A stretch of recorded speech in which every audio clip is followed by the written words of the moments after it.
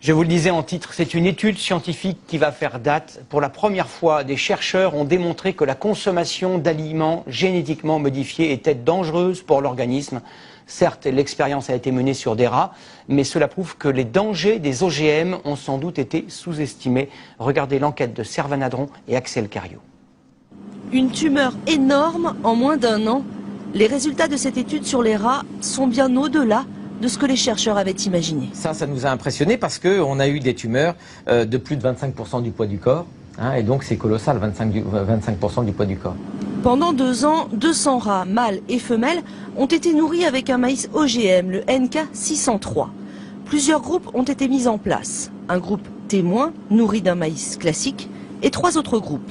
Un nourri avec du maïs OGM, le deuxième avec du maïs OGM, cultivé comme souvent avec de l'herbicide, ici du Roundup. Et enfin, dernier groupe, avec du maïs non OGM, mais avec des traces de Roundup dans l'eau. Ces 3 groupes, sans exception, vont être frappés de tumeurs et de pathologies lourdes. 93% des tumeurs sont mammaires chez les femelles qui se développent surtout au cours de la 2e année de vie des rats. Vous savez qu'un rat vit 2 ans, donc la 2e année c'est disons à partir de 35-40 ans pour un humain. Et ensuite on observe des pathologies hépatiques et rénales qui les empêchent d'avoir une vie normale. Des maladies qui apparaissent très vite. Les tests réglementaires sont sur 3 mois.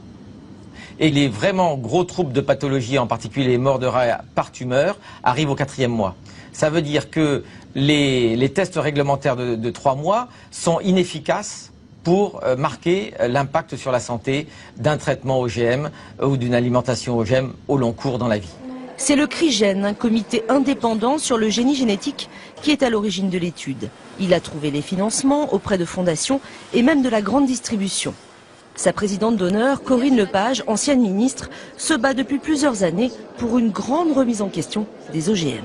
Il ne s'agit pas de la culture, il s'agit de la consommation, de ce que nous mangeons par le biais de la viande, du lait, des plats cuisinés dans lesquels il y a des ingrédients OGM. Et le temps est venu de faire ce que nous demandons depuis des années, c'est-à-dire des vraies études d'impact sur la santé humaine.